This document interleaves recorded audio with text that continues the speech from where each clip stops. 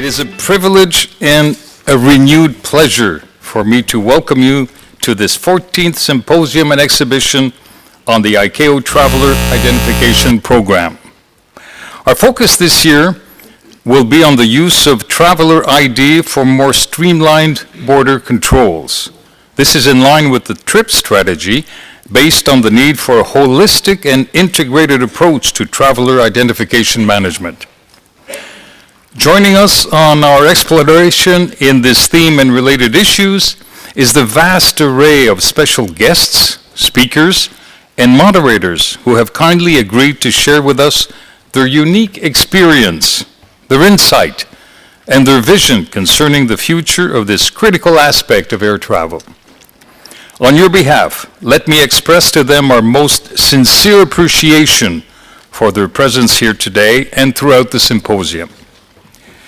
Let me also thank the many sponsors and exhibitors whose products and services complement our deep understanding of the challenges we all face in providing safer, more efficient, and more user-friendly skies.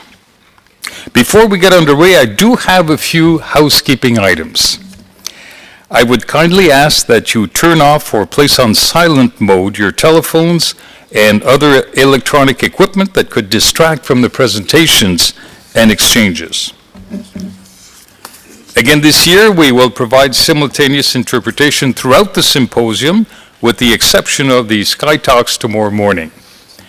As always, simply make your selection among the 6 working languages of ICAO. The dials are located on the tables or on the seats beside you.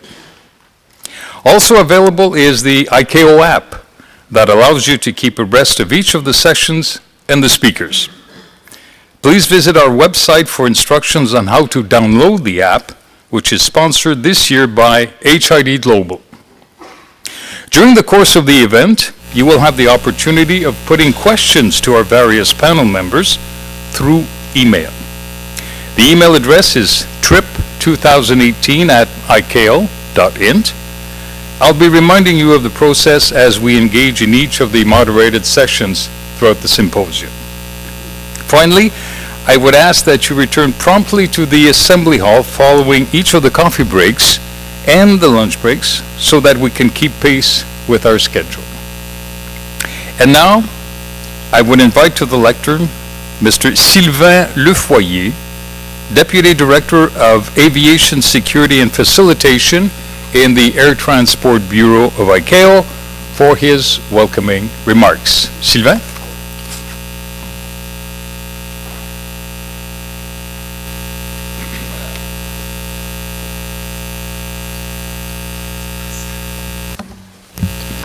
Bonjour à toutes et à tous. A couple of seconds to put your earphone. I will do the introductory speech in French.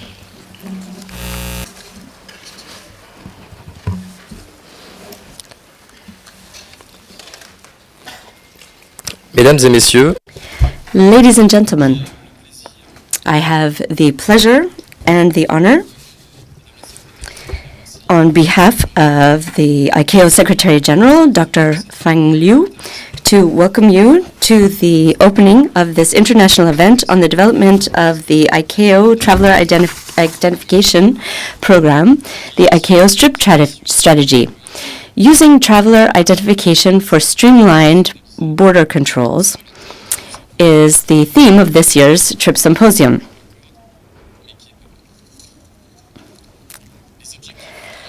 The basic aims of this strategy are, on the one hand, to build states' capacity to establish, protect, and manage the identities of their citizens, and, on the other hand, to put into place secured systems for producing and issuing travel documents and to facilitate their control. The improvement of aviation security and facilitation are inextricably linked objectives. Facilitation highlights efficiency and speed in passenger processing in order to offer the passenger the best experience possible. The regulatory framework is set out by Annex 9, Facilitation. The ICAO TRIP strategy is recognized for its contributions to the United Nations Security Council resolutions adopted on counterterrorism. Specifically, the strategy makes it possible to underscore the need to share pre-boarding information for every traveler among national authorities in order to reduce the risks associated with international terrorism. However, there is still a lot of progress to be made in order to be able to establish this passenger data exchange system. This includes the Advanced Passenger Information System, which is better known under its name API, and this has been an Annex 9 standard since the 23rd of February 2018. I would also like to recall here that the implementation of this standard is linked to machine-readable travel documents, or MRTDs, and they must meet the specifications of ICAO Doc 9303. According to industry figures, almost 850 million electronic passports are in circulation today. However, the challenge that states face is to ensure that these travel documents are issued on the basis of a strictly verified identity. Furthermore, it should be noted that a large number, or significant number, of member states do not yet use the ICAO Public Key Directory, or PKD, and this is to authenticate their documents.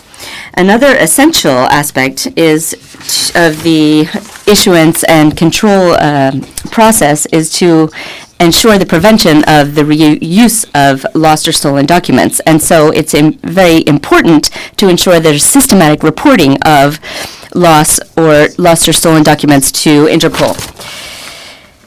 There needs to be coordinated action among states and within a state and with international partners.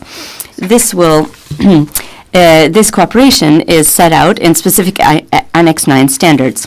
In order to help states to establish this strategy, ICAO recently posted on its website several guides and technical reports that were recently approved by the Technical Advisory Group of the Traveler Identification Program, known as TAG TRIP, during its last meeting in April 2018. Thanks to an assistance project called the Caribbean Project, this is financed by the Canadian government in partnership with the UN Counter-Terrorism Executive Directorate and with other international organizations. They have made available a guide to border control management. And this project is a perfect example of international cooperation. This leads me to highlight the excellent working relations that we have with numerous important international and regional organizations. I won't list them all, but here I'd like to cite a few. The UN Office on Drugs and Crime, UNODC. We very recently, signed an agreement protocol with them. The International Migration Organization and Interpol, and we are working with them on joint action plans, and of course with ISO, which was very important to the existence of Document 9303. It would not be what it is today without them. I would also like to thank the UNCCT and the Office of Counter-Terrorism. I would like to thank them for their active participation in this symposium and also their working group, as well as the European Agency of External Borders, Frontex, and the European Organization for Security Cooperation, the OSCE, as well as ACI, IATA, the World Economic Forum, and the World Travel and Tourism Council, WTTC. I would like to thank both solemnly and warmly all of the experts who work within the TAG TRIP for their excellent and detailed work. They contribute tirelessly to the implementation of the Traveler ID strategy and to assistance to states. Ladies and gentlemen, we still have a lot of road to hoe in order to implement joint action to close the gaps for good in the Traveler ID program. program. However, given the work that was already done, I am confident that this work will be done, and also thanks to the digitalization of biographical and biometric passenger information and in their use for verification of identity and authentication of traveler documents. ICAO continues to promote and assist states in the implementation of the traveler ID strategy wherever the need may be. We have regional workshops which are key opportunities for achieving this aim. Now, the time has come to welcome you and wish you an excellent ICAO Trip Symposium 2018. And also, I would already like you to note that the next Trip Symposium, the 15th, will take place from the 26th to the 28th of June 2019, and you can take advantage of the Montreal Spring. I would like to wish you an excellent symposium. Thank you.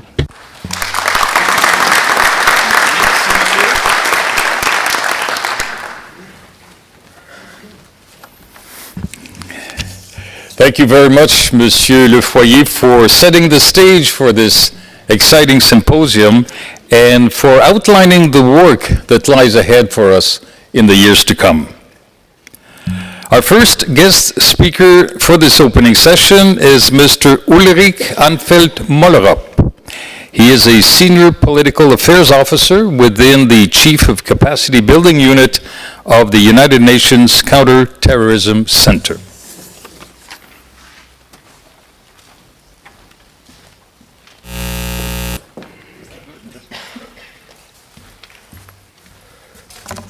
Good morning, everybody, ladies and gentlemen. On behalf of the Undersecretary General, Vladimir Voronkov, I am grateful for the invitation for the UN Office of Counter-Terrorism to address this impressive gathering of experts and member state representatives from across the world. The ICAO Symposium is an opportunity for us to consider how improved traveler identification can best strengthen aviation security and travel facilitation. As I'm here today representing the UN Office of Counterterrorism, you will understand that I come to the issue of travel identification from a very specific angle, one that relates not just to aviation security, but to global security more broadly. Terrorism remains a major threat to international peace and security. It hinders our efforts to promote and protect human rights and foster sustainable development. The military defeat of Daesh in Iraq and Syria last year means that foreign terrorist fighters, often with their families, are on the move, returning home or relocating to old and new theaters of conflict. While some may be disenchanted and ready to renounce violence, others are passing on expertise from the battlefield, recruiting new followers and carrying out attacks. This presents us with a double challenge, but perhaps also with some opportunities. Firstly, we know that civil aviation remains an attractive target for terrorists. Terrorist organizations continue to explore ways to cause catastrophic harm, including by seeking to develop new explosives and weapons that are difficult to detect, by exploring ways to bring down airlines with surface-to-air missiles, and by using cyber tools to cause disruption either in the cockpit or in the control tower. Secondly, terrorists continue to use civil aviation to move around. This poses a threat that must be mitigated. However, understanding how foreign terrorist fighters travel could also be an avenue to gather intelligence about them, how they are funded, their routes, and their associates. Ladies and gentlemen, in June, the General Assembly adopted a new resolution following the 6th biennial review of the United Nations Global Counter-Terrorism Strategy. The strategy provides a comprehensive framework to address the scourge of terrorism, and the review sets a clear direction for counterterrorism efforts of the United Nations and member states over the next 2 years. Again this year, the General Assembly placed significant emphasis on the issues we'll be discussing here in the coming days, including in terms of traveler ID, API, risk assessments, and border control. Similarly, the Security Council has continued to strengthen member state obligations relating to these issues.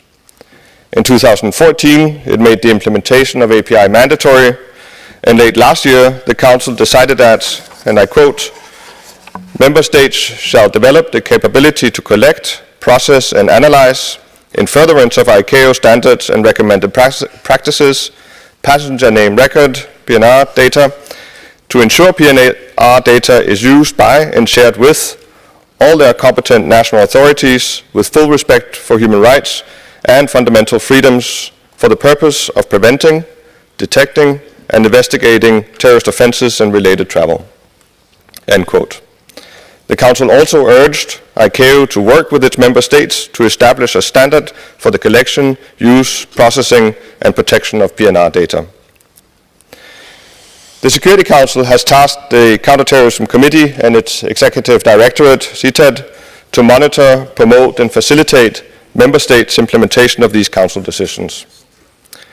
This assessment work has become considerably more complex, dynamic, and wide-ranging. And CTED's analysis plays an increasingly central role in the efforts of the Committee and the Council to identify good practices, gaps, challenges, trends, developments, and emerging priorities. The assessments also inform the work of the UN Office of Counter-Terrorism and its capacity-building arm, the United Nations Counter-Terrorism Center. From these assessments, we know that the introduction of API, supplemented by PNR, would greatly assist states to detect FTFs attempting to cross their borders. Yet, only 1/3 of member states have so far implemented API systems, and even less have implemented PNR. We recognize that these systems require considerable technical capacity, expertise, and skill, as well as adequate resources. On Thursday, I'll provide further details on the work of the United Nations concerning API PNR, including a major new capacity building project by the UN Counter-Terrorism Center. However, this morning I would like to provide a broader picture of the role of the UN in countering terrorism and how this relates to the issues you are dealing with on a day-to-day basis. The Undersecretary General for Counterterrorism, Mr. Voronkov, has set out a range of priorities for the international community to combat the evolving threat of terrorism. I would like to highlight 5 of them as they have particular relevance to our discussion in the coming days. First, we need to strengthen international counterterrorism cooperation and build new partnerships at global, regional, and national levels. Regional organizations such as OSCE, the European Union, the African Union, and CARICOM have a key role to play.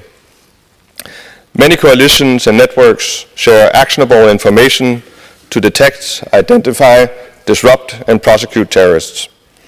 And there are several recent examples of terrorist plots that have been foiled through the sharing of information between security services.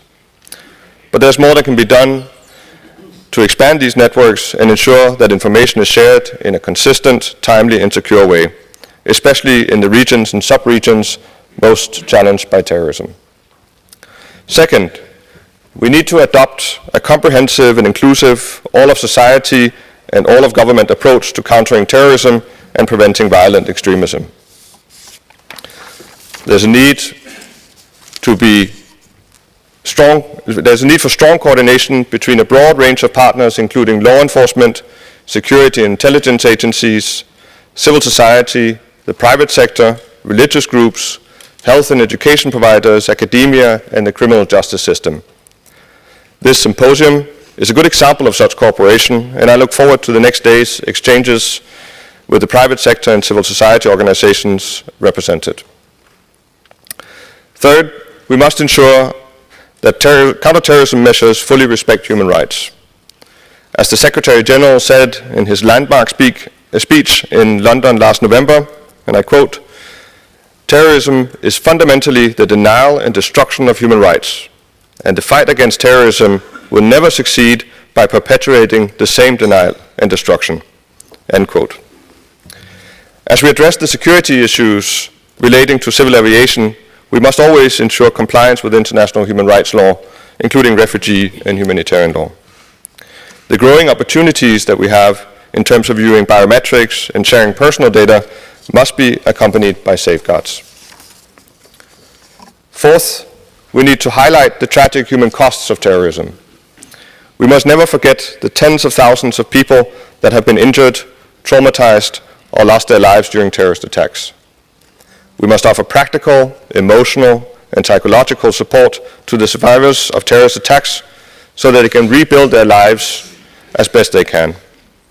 ICAO has already built experience in this regard through its engagement with the Air Crash Victims Families Federation International, experience that I hope we can draw on as we continue to strengthen our work in this matter.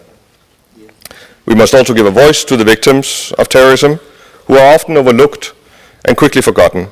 They can play a vital role in countering the warped narratives of terrorists and violent extremists. The first annual International Day of Remembrance of and Tribute to the Victims of Terrorism in August was a fitting way to remember the communities around the world that are showing resilience in the face of terrorism every day. Lastly, we must anticipate and prevent the threats of tomorrow. Terrorists remain determined to find a weakness in our defenses and exploit new technologies for their own twisted purposes. We know they are researching new and devious ways to carry out attacks, such as misuse of biotechnology, artificial intelligence, or drones, to commit chemical, biological, or radiological attacks. We must stay at least one step ahead of the terrorists by sharing knowledge, expertise, and resources on how we can prevent these innovative technologies becoming lethal terrorist weapons. Ladies and gentlemen, the threat from terrorism is likely to be with us for many years to come. While some terrorist groups may be defeated, others will emerge. But terrorism can never be accepted. We must fight it together with methods that do not compromise our respect for the rule of law and human rights. Member states have the primary responsibility for countering terrorism, and national ownership of counter-terrorism efforts is essential if they are to succeed. But the United Nations has a unique convening role internationally. We can help find multilateral solutions to complex global problems. I want to thank ICAO for gathering us here in Montreal for this exact purpose of finding new solutions.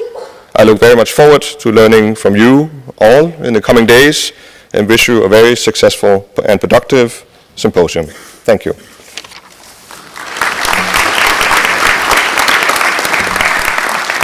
Thank you so much.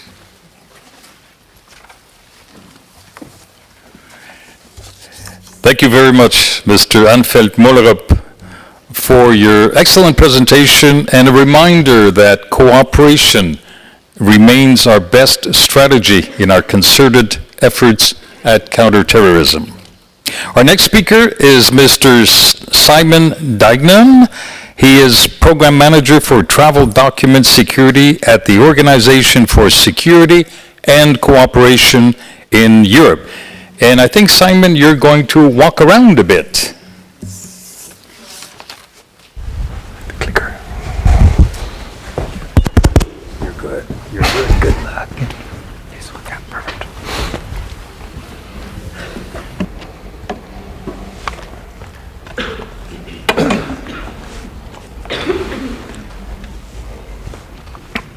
Two months ago, something happened to me that I will never forget. Something that changed my life forever.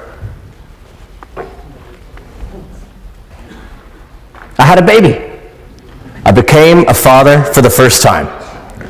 I had a beautiful baby girl. Her name is Cara. She was born on the 26th of August. Fantastic. Now you're probably wondering, what does this have to do with the ICAO symposium? Good question. Well, the same day I left for Canada, my wife was bringing Cara on our very first trip abroad. We live in Austria, and she was bringing Cara back to Ireland to visit Granny and Grandad. So I thought it'd be interesting to look at what border controls and identification checks that Cara had to go through in order to go on her first trip abroad. So let's look at two different areas. Firstly, what checks did Cara have to go through to get her traveller identification? And secondly, what border controls did she go through before she arrived in Ireland? All happy with that? Excellent. So So let's look first at what checks Cara had to go through to get her traveller identification. Well, when she was born, I had to go to the civil registration office. I had to show my Irish passport. Good, solid, secure document. Plenty of security features. Very difficult to forge. I also had to show my own birth certificate. I brought this a couple of years ago to the ICAO symposium to show that it's printed on just regular paper and only has a couple of signatures and a stamp or two. A little bit easier to forge. I also brought my marriage certificate. And this basically has no security features. Has a printed signature and one stamp. Pretty useless. Despite that, Cara was granted a birth certificate. In fact, she was granted two, an Austrian one and an international one. Not sure why she has two. Maybe now she can develop two separate identities. Didn't seem to make much sense. I also brought Cara's birth certificate.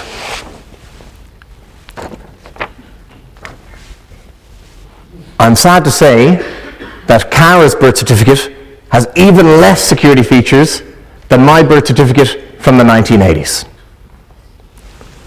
So it seems we're almost going in the wrong direction. Now armed with my collection of insecure documents, I was able to go to the Irish Embassy to apply for a new passport. But in order to get a new passport, we needed ICAO compliant photographs. This was probably the most difficult process. As you can see, Cara didn't like to sit still. After about an hour and more than 100 attempts, we finally settled on the picture in the bottom right. Not fully ICAO compliant, but it was the best we could come up with. With this then, we managed to get the Irish passport.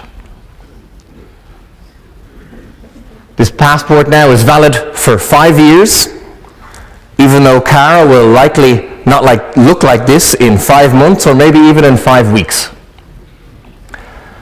So what's my point here?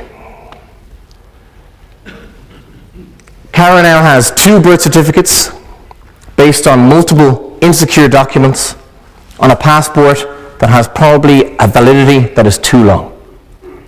There's still very many gaps in the identity management process, and the civil registration system is the weakest link.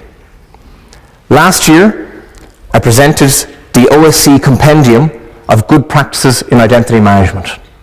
We need to start implementing these good practices.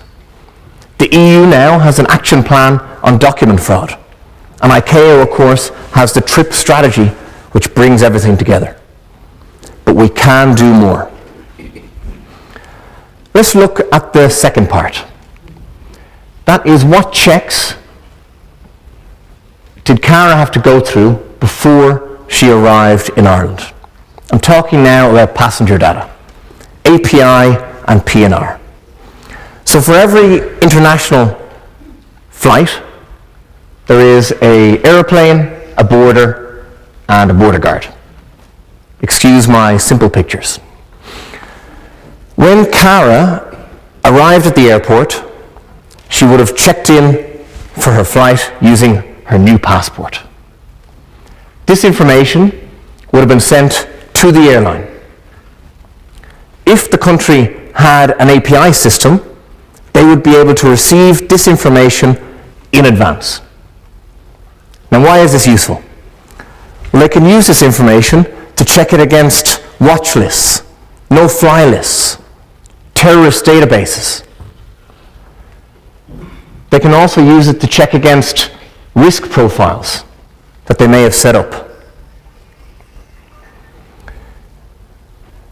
What other checks could Cara have experienced? Well, when she was booking her flight,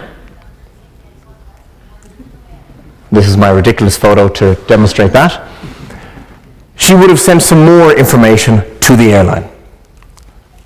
Home address, credit card details, contact information. This would have been sent to the airline. If the country had a PNR system, they would have been able to receive this information also in advance. And why is that useful? Well, the country would have been able to identify some suspicious travel patterns that the passenger had taken. But the most useful aspect is that they can identify any hidden connections. Possibly if the home address was used by a known criminal, or if the credit card details had been used in a terrorist attack. This helps to reveal the so-called unknown unknowns. Now, unfortunately, Ireland does not have an API system. And Austria doesn't check API data for outgoing passengers. So Cara's API data would not have been checked against any watch lists or databases or risk profiles. On PNR, Austria doesn't have a PNR system. And Ireland is just developing one, but isn't checking it for intra-EU flights. So Cara's PNR data also wouldn't have been checked. Luckily, for Ireland and for Austria, I can confirm that Cara has been a good little girl.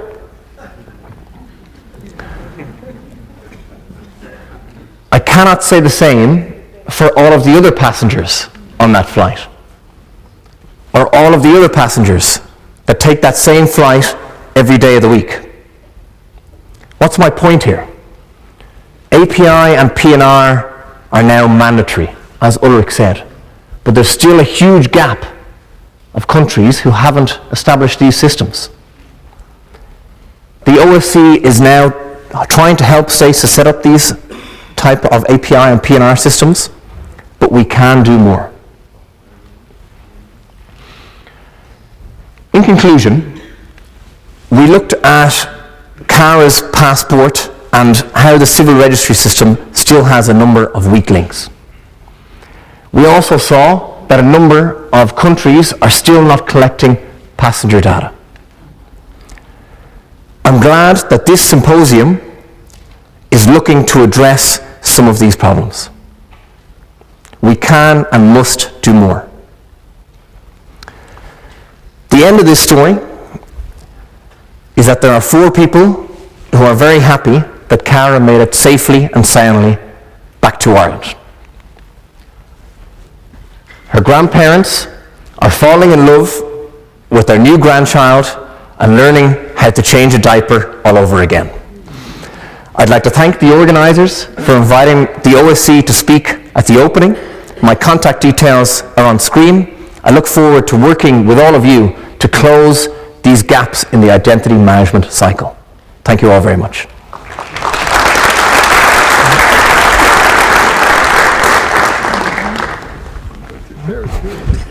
Cheers. I give this to Nick.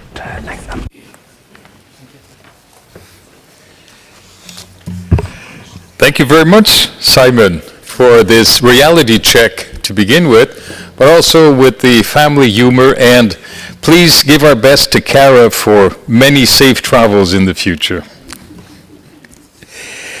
We will now hear from Ms. Gloria Guevara. She is President and CEO of the World Travel and Tourism Council. She could not be with us this morning, but kindly sent this video that I am sure you will find most interesting. May we have the video, please?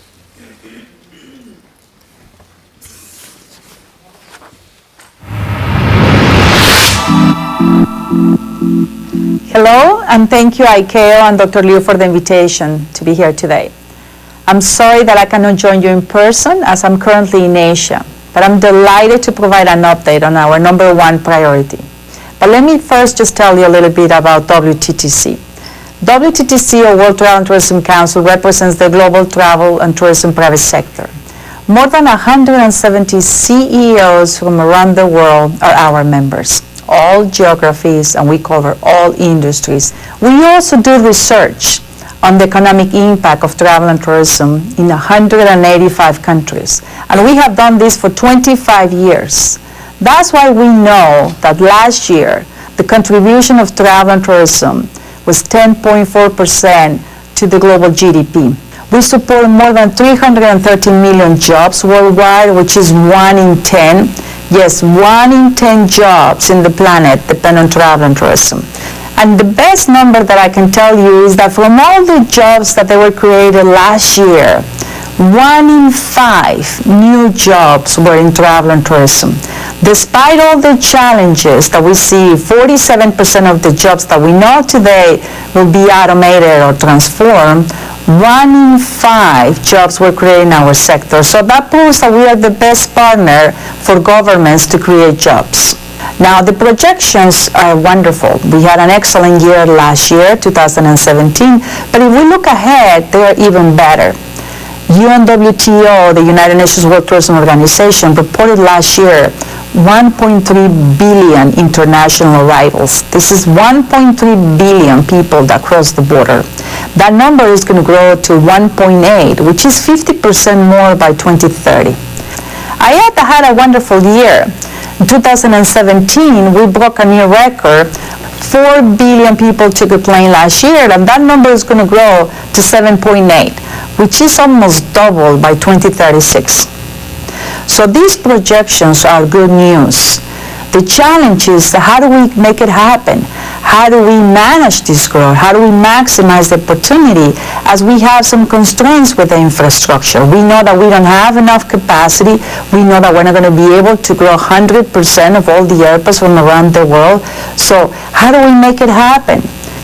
WTTC response is technology. We need to use the technology such as biometrics, and that's why we have launched the Seamless Traveler Journey program. We want to offer a seamless travel experience while at the same time we can increase the security. This falls under our strategic priority on security and travel facilitation.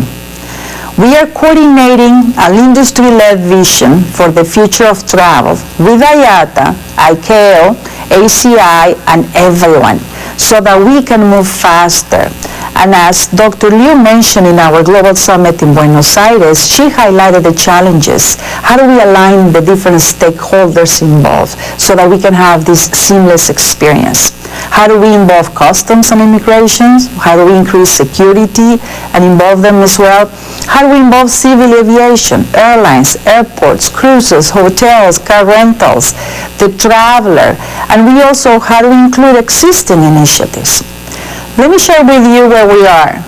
We have conducted interviews and workshops, and what we have learned is that there is no one round-trip, end-to-end pilot test that engages multiple airlines. So we are working with members and partners to quantify the benefits of biometrics, document the best practices for the implementation, and establish an industry-wide harmonized approach.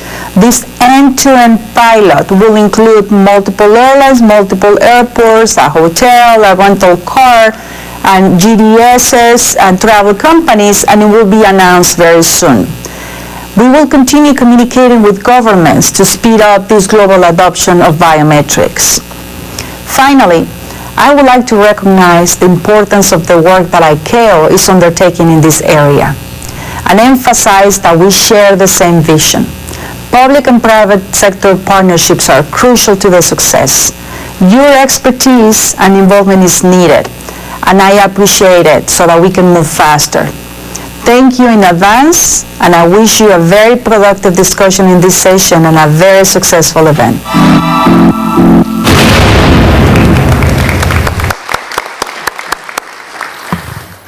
Yes, and we'll be sure to communicate your interest once we get back in touch with her. And now to round out the guest speakers this morning, we have Monsieur Pierre Charbonneau. He is Director of Passenger Experience and Facilitation at the International Air Transport Association. Where is he? Where is he?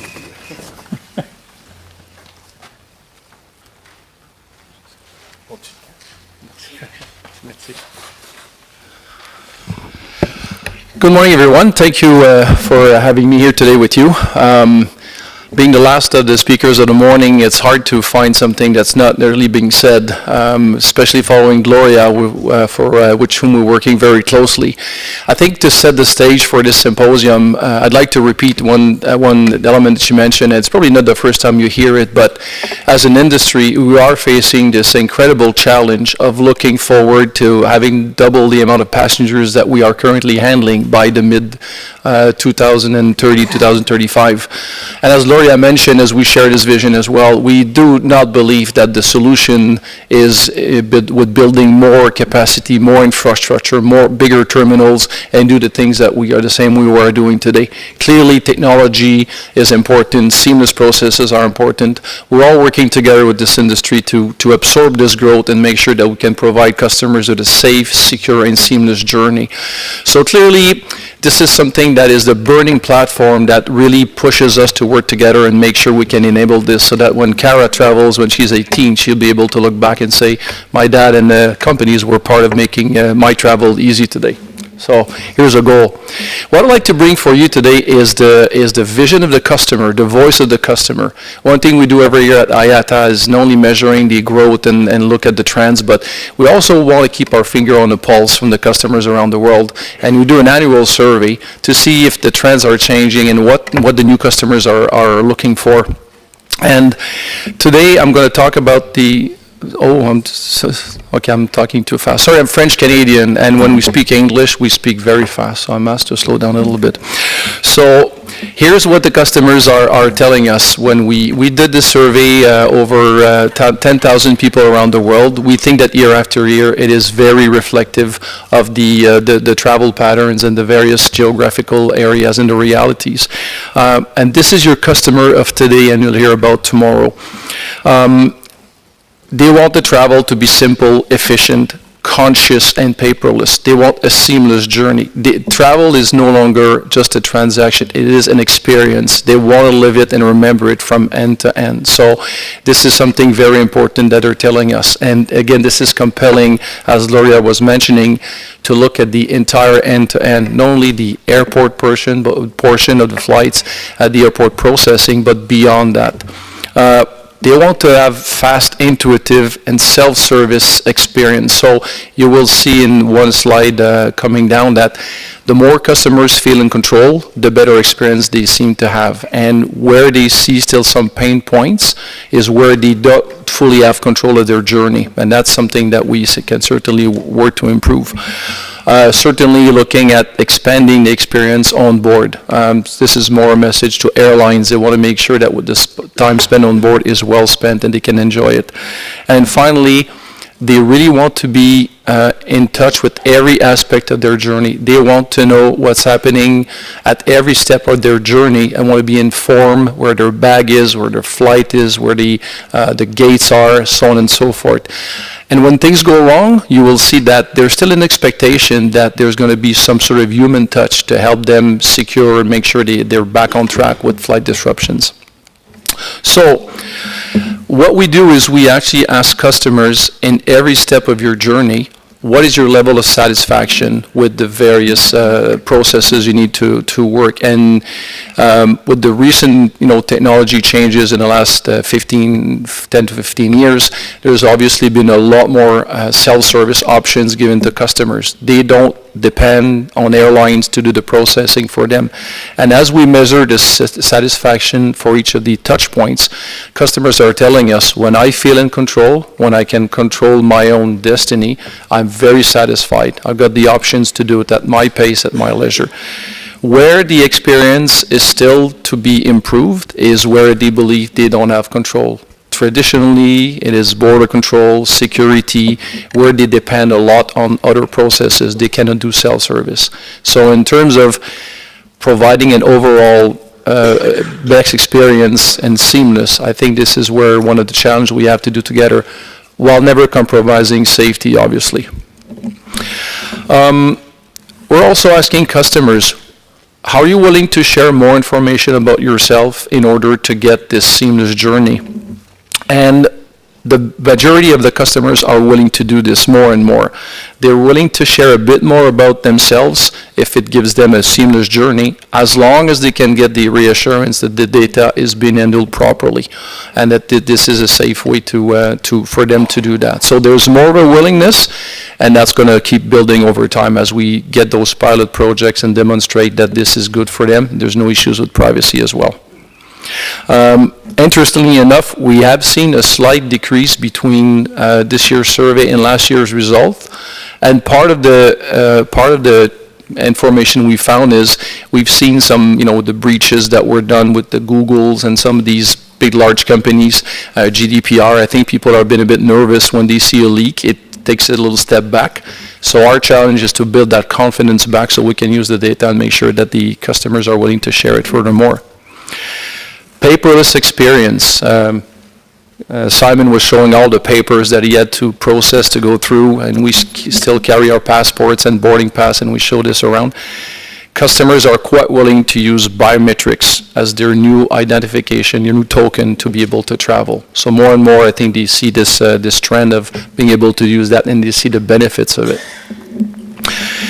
We also ask people, we would expect that everyone nowadays would be willing to use their biometrics, but obviously this is a moving pace. And we're asking the ones who are still trusting the passport, why is it so that you're not sort of willing to give it right away? And what we see, obviously the biggest finding is there is still lack of trust in terms of the confidentiality of the data. There's also sentimental value. I guess if of you has a passport, you're quite happy to share your stamps of the places you've been traveling. So there is a sentimental element that will, I guess, being replaced over time, but it's still interesting. Some people do not feel the need for change. Again, maybe it depends on the frequency of travel. If you travel only once a year, maybe not a huge deal to have your passport. If you're a very frequent traveler and you need to show this every step of the way, it might be a different story.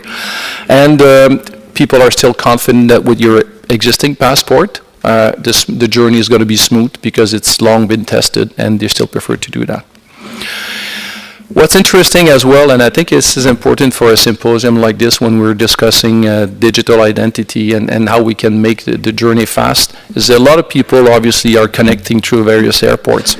And ideally what people would like to do for that experience is not having to be rescreened a second time, that there's trust in the screening process among countries, that they would not have to pick up and reclaim their baggage, and not have to go through immigration again if it's been done during a connecting process. So they still want, tell me what my baggage is, I don't want to pick it up and handle it, just tell me where it is, I can trust that. Give me some good connecting processes, if it's not just the terminal, some other modes of transport, and provide me information about what's going on during my connection. If I came in late, if the gates have changed, if the timing of the flight have changed. This is what they want to see from a connection experience. In terms of the transformation of airports, as we mentioned, people are becoming less and less patient in terms of waiting in queues. So once you're able to get the booking part done at home, the self-service check-in done at home, a quick baggage drop-off, people are getting used to fast service. What is it that they see still as a roadblock? It's, again, very often security checkpoints, immigration. The maximum wait time they're expecting now is 10 minutes. That's an average. You look at the millennials, they're waiting to wait 5 minutes or less. So big pressure, obviously, to do that. I think some of the expectations might be a little bit too much, but nevertheless, this is a big trend. Then a lot of airports have implemented e-gates for immigration, and the overall experience by far is very, very, very positive. So customers are getting used to automated processes, not having to see a human being. They trust the process, they like the experience. I think there's an element of perception as well, and I guess you've all been there, where you go into one queue and it doesn't seem very long. You're happy you're going to go first, and it seems the queue next to you goes faster, and you sort of have selected the wrong one today. Sometimes with having automated gates, it seems to take that perception away. So my message for this symposium for everyone here is, in order for us to meet this challenge together of dealing with that growth in a secure way, and never again comprising security and safety, is we need to use a forum such as this to work on standards that will be shared, that will be interoperable.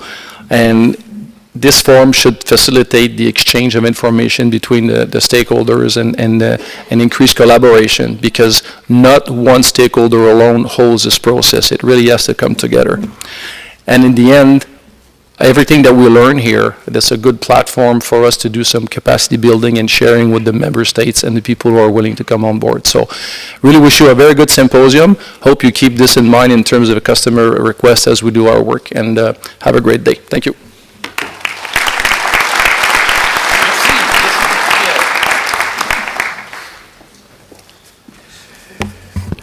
Merci beaucoup, Pierre. Thank you very much, Pierre. Come to a very special moment in our symposium. It's an honor and a great privilege for me to officially introduce the first TRIP Award of Excellence. Today, we recognize the tremendous contribution to aviation security and travel facilitation of Mr. Barry Kefauver, a remarkable individual who embodies both the pioneering spirit of innovation that remains the hallmark of progress in international civil aviation, and the selfless dedication to travel facilitation that binds us all as committed members of the global air transport community. Born in the United States in 1943 and a graduate of the prestigious Massachusetts Institute of Technology, Barry undertook his career in 1966 with the Federal Trade Commission National Labor Relations Board. Some 10 years later, he served as the Federal Trade Commission's Chief Executive Officer with wide-ranging planning, budget, human resource, and systems technology responsibilities. 5 years into that mandate, he was nominated as Executive Director, Consular Affairs, where until 1993 he was responsible for managing all of the U.S. consular functions in some 235 posts around the world. His major accomplishments there included the development and management of the U.S. machine-readable visa system and institutionalizing the concept of user fees. From 1993 to 1995, as Deputy Assistant Secretary of State for Passport Services in the Department of State, he spearheaded major technological re-engineering and streamlining programs intended to reshape and reinvent the State Department's way of doing business.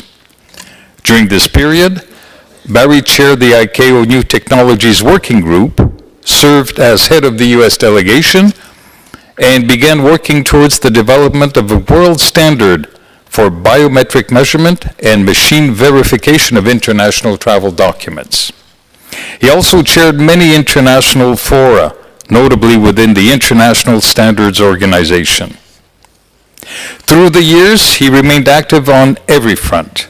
He participated actively in the development, design, integration, and implementation of identity and border control systems on a global basis.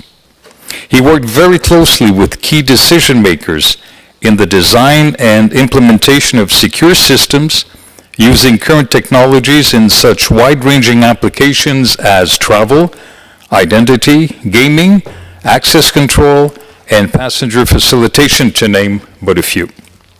He also worked with a wide variety of technology partners in bringing about a full complement of solutions to identity, document and border control systems, specifically advanced application of identity technologies. Indeed, ICAO adopted a new standard on advanced passenger information that became applicable this year and made possible thanks to the biographic data included in the machine-readable zone of the passport. Relentlessly, Barry pursues his work in search of world specifications for deployment of biometric validation and machine verification of international travel documents. All of his contributions are committed to standards for biometric technologies and to the implementation of security and secure document production systems, particularly as measures to enhance border security. Barry's illustrious career and achievements in travel facilitation innovation have been widely recognized. Let me mention the Presidential Award Meritorious Executive, U.S. Senior Executive Service, which he received in 1988, and the Replogle Award for Management Improvement in 1994, in recognition of his outstanding personal contributions to the identity management programs and secure document production systems. And so, on behalf of ICAO and the entire civil aviation community, including billions of airline passengers, we today acknowledge Barry's vision, commitment, and far-reaching contributions to enhancing international aviation security and travel facilitation. As Barry makes his way up to the stage, I would ask Mr. Sylvain Lefoyer to come down and make the official presentation.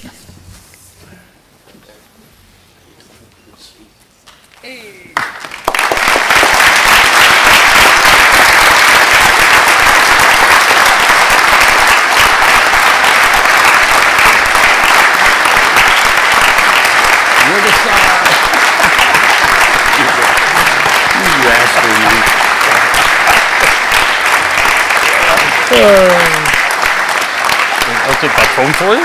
My speech.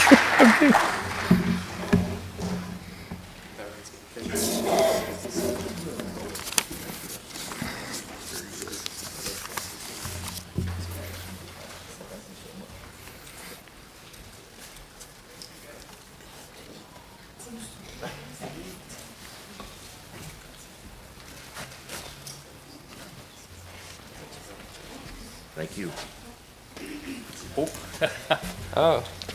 We do have an award. It's not just the paper. We do have a nice award for you. Let's have another picture here.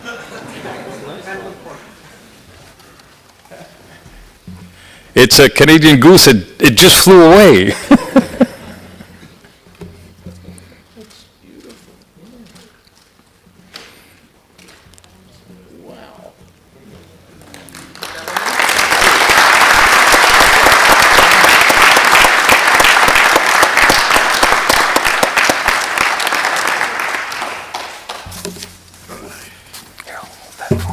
Thank you.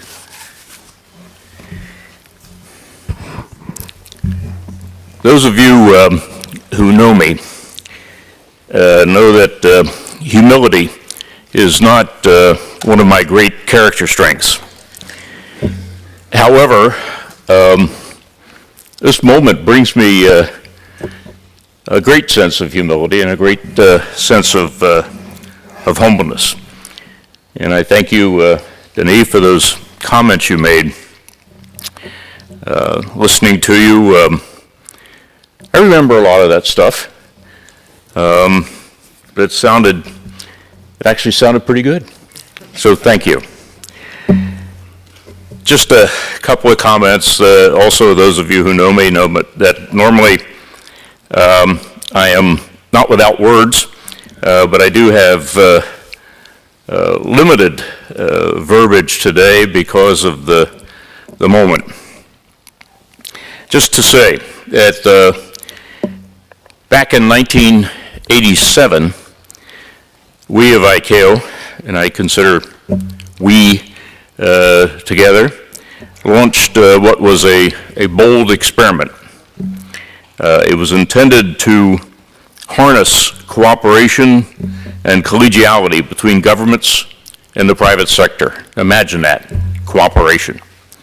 A word we've already heard in this symposium, a cornerstone, of course. Now those 3 decades later, this experiment has been widely acknowledged as a model for multilateral global standards accomplishment.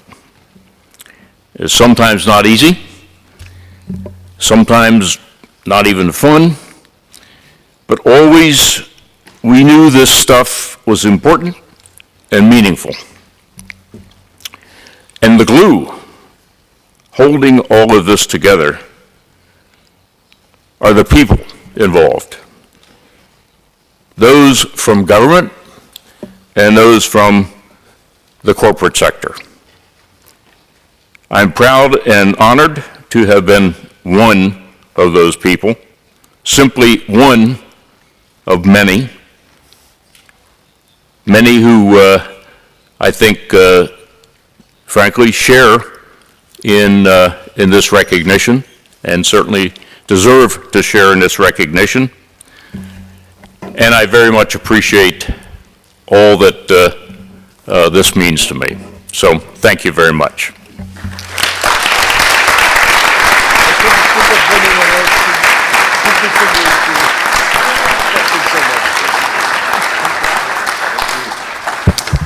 Yes, I've never really heard Barry speechless.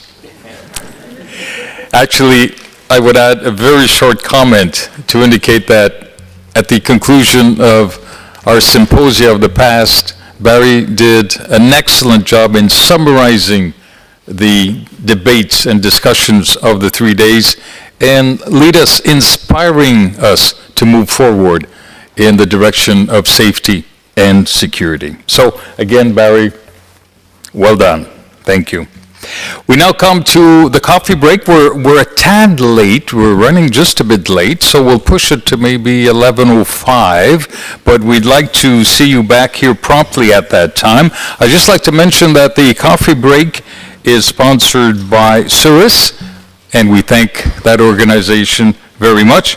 Also to point out that we now have an all-day coffee service on the 5th floor, the mezzanine here, and this one is sponsored today by the Get Group. It's an opportunity not only to have coffee throughout the day, but also to meet new sponsors and exhibitors who have joined us, and they're all located on the 5th floor. So I'd really invite you to visit the 5th floor, not just for the coffee, of course, but for good network opportunities up there. So thank you for your attention this morning. We're on a go, and we'll see you back at around